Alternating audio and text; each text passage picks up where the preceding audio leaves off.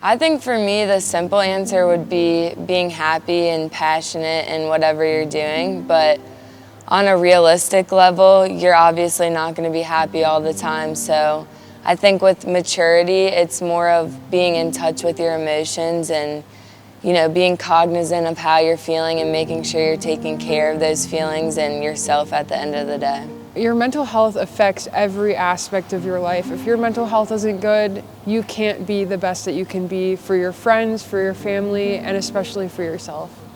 I think that having good mental health is being able to make quick decisions, but also being able to have a good discretion and making the right ones, the best ones in the moment that you possibly can with the information that you're given and going from there.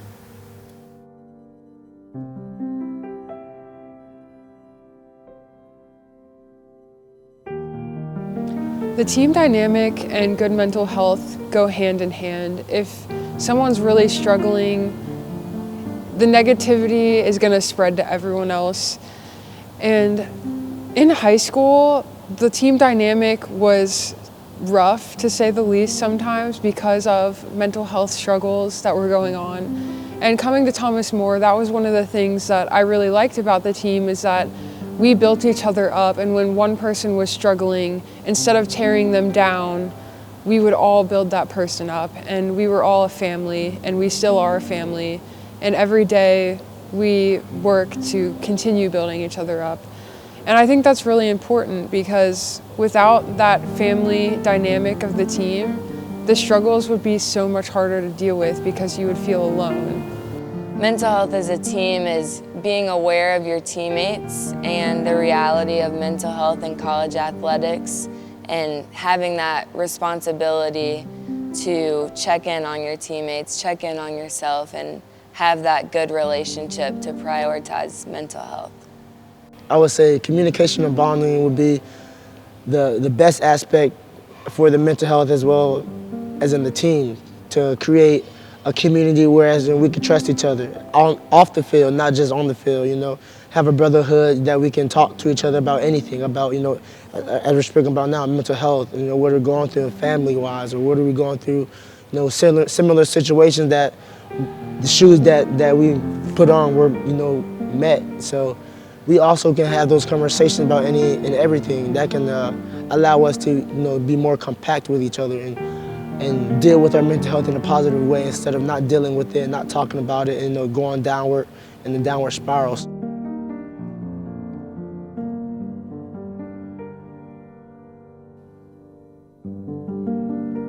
Tearing my ACL last year was one of the hardest things, both physically and mentally. I think that's definitely the biggest mental health obstacle I've faced in my years of basketball. Just, you know, you're playing the game you love, and then in the snap of the finger, it gets taken away from you, and you have to do rehab. You know, you have that physical pain, mental toughness that you're faced with. So it's definitely a mental health struggle. Playing football while, you know, studying for school, studying for quizzes and exams, and being, you know, a student athlete can be very stressful, you know, because you're not really on your own time, you're on everybody else's time. So you have to be cordial with, you know, with scheduling or appointments, or, you know, getting there and being in time for certain things. And that can take a toll on your mental health, because sometimes your body, you know, it can wear out before your mind does, and then you want to keep going, but at the same time, like mentally wise, you're dry. You have a sense of discouragement from time to time when you are out there on that track, or even outside of the track. You always are asking yourself these big questions, at least for me personally, you know, am I gonna perform at my best? Am I gonna be the individual that my team needs? Am I gonna be able to deliver, right? And I think that many athletes ask ourselves these questions, and oftentimes it's very, very difficult. We get ourselves down, you know, even though we have a large support system, even though we have a lot of people cheering for us and wanting to, you know, be there as and encourage us, you know, in a sense. Even with all of that, even with all the people that are there, it's still hard. It's still difficult. There's still challenges. There's still a form of adversity, you know, whether it's off the track or whether it's on.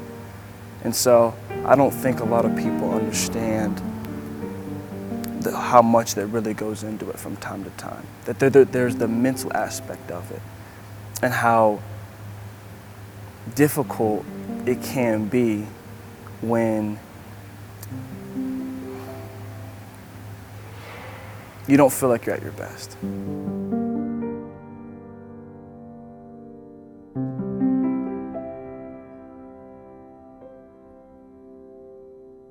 Generally, when you think of mental health issues, especially with athletes, everyone always thinks of the big two of depression and anxiety. But what a lot of people don't normally think about is eating disorders.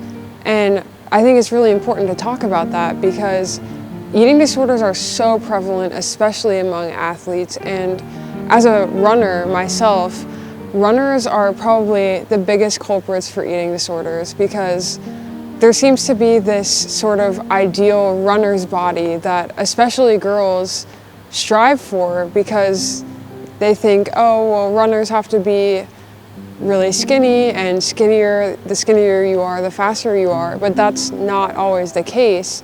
And I think a lot of athletes get that in their head, and everyone wants to be good at what they do, and if they think being the skinniest version of themselves is gonna get them to that point, then that's what they're gonna do. And maybe it starts out as just trying to eat healthy for your sport, but then it spirals into something completely out of control.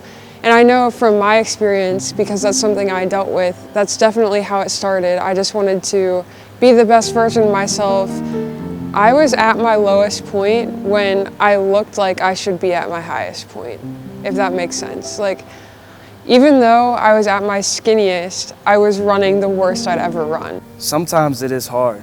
Sometimes it is very difficult. And sometimes when you don't hit your mark, you get down on yourself, you know, but you just have to understand that if you just give your best, it may not be exactly where you want it to be that day. That's all you can do in that moment, as long as you know that you gave it your all.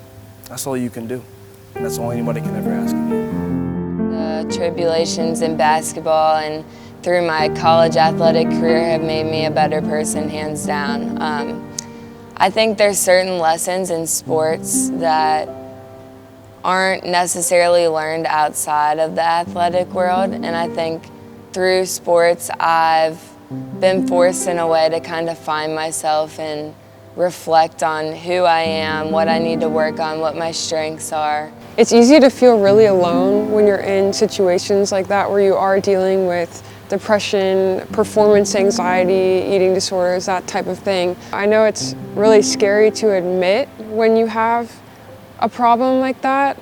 I know for me, I was sort of in denial for a long time. Like, people would point out things to me like, oh, I don't think you ate enough today. Like, what's up? I haven't noticed you eat anything in a few days now. And I would just blow it off because I didn't think that I had an issue. I would just be like, oh, I'm fine, I'm just not hungry, or I'm just trying to get into running shape, so don't worry about it. And I would blow people off when they pointed things out to me like that. And now in hindsight, looking back, I realized they were saying things because they cared about how I was doing. And I think the first step in getting help is seeking it out yourself and not pushing away the people that are trying to help you. Pay attention to yourself and those around you. I think just sparking the conversation is a step in the right direction, you know, getting the ball rolling on the topic of mental health.